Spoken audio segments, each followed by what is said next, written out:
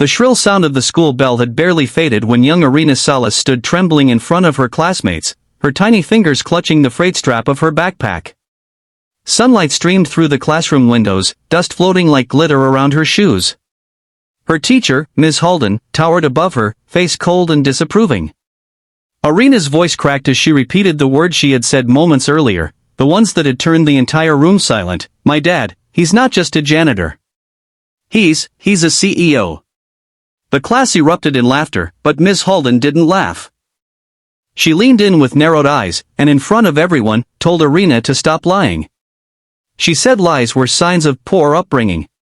And in that moment, the little girl's heart cracked in a way that even the brightest morning sun couldn't warm.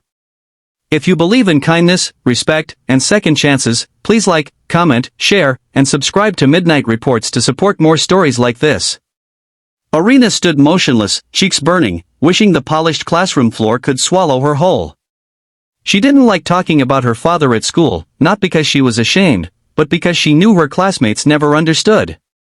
They only ever saw him pushing his supply cart through the halls, wearing his navy blue uniform, nodding quietly as he worked. They didn't know what she knew, that deep beneath the uniform was a man who once commanded boardrooms, who built companies from nothing but vision and grit, and who had given it all up for her. But 8-year-olds didn't understand sacrifice, and Ms. Halden certainly didn't care. That afternoon, while sunlight warmed the school courtyard, Irina sat alone under the old neem tree, tears dripping onto her notebook. Her father, Rowan Salas, spotted her as he finished mopping the west hallway. His face, gentle and worn from years of hard work, softened with worry. He washed his hands quickly, hurried outside, and knelt beside her. She didn't have to say a word, the way her small shoulders trembled told him everything. Rowan had once been a rising star in the tech world. Years ago, he founded Skybridge Innovations, a company that had become a global force. But when Irina's mother passed away suddenly, he walked away from everything, his wealth, his board, his titles, choosing instead to raise his daughter quietly, far from the chaos of corporate wars. He invested much of his fortune into trusts and stepped back completely, taking whatever simple work kept him close to Irina during school hours. That job happened to be janitorial work, and he did it with dignity. But seeing his daughter cry because of it struck a part of him he had buried long ago. The next morning, golden light washed across the school entrance as parents dropped off their children. Miss Halden stood beside the door, greeting students with polished smiles.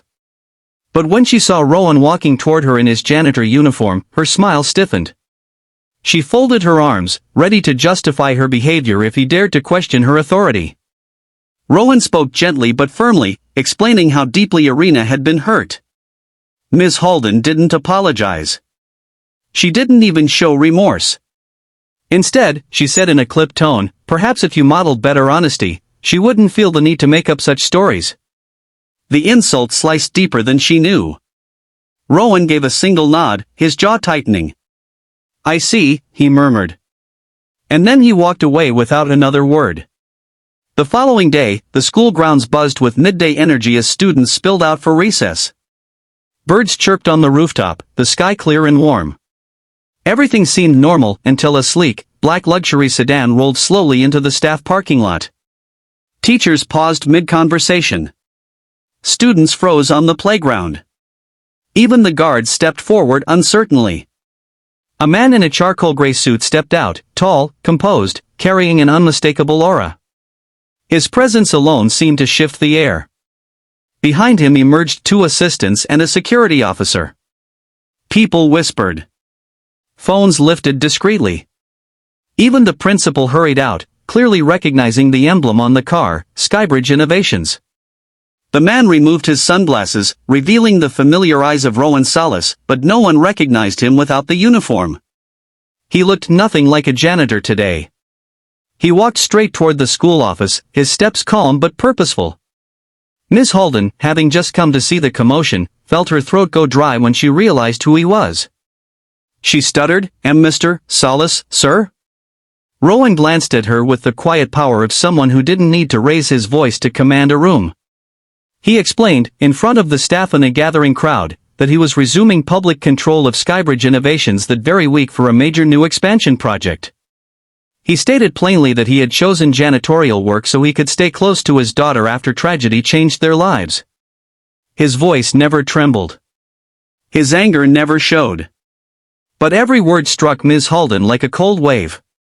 Then he said the words she never expected, "My daughter told the truth. You taught her that truth is something to be punished." For the first time, Ms. Halden's face lost all color. The hallway fell silent, the only sound the distant chatter of children playing outside. Rowan didn't ask for her resignation. He didn't need to. The principal stepped forward, face heavy with embarrassment, and informed her that an immediate review of her conduct would begin. Irina watched the scene from around the corner, eyes wide. When Rowan turned and saw her, his expression softened instantly. He knelt, opening his arms, and she ran into them with the relief of a child who had been holding in too much pain. Teachers and students alike watched as the janitor's daughter hugged the billionaire CEO, and realization rippled through them like a sudden breeze. But Rowan didn't revel in the moment. Instead, he whispered to Irina, loud enough for those nearby to hear, "I'm proud of you for telling the truth. Never let anyone shame you for who you are, or who I am." That afternoon, the entire school treated Irina differently. Children approached her with newfound respect. Parents apologized. Even Ms. Halden tried to speak to her, but Rowan gently guided Irina away. He didn't believe in humiliation, only lessons. And everyone had learned one that day. As Rowan and Irina walked home under the bright daylight, their shadows stretched beside them, one small, one tall, both intertwined. Irina looked up at him with the softest smile, finally feeling seen, finally feeling safe. The world would always judge, Rowan knew. But as long as Irina never lost her honesty or her heart, she would rise above every judgment thrown her way.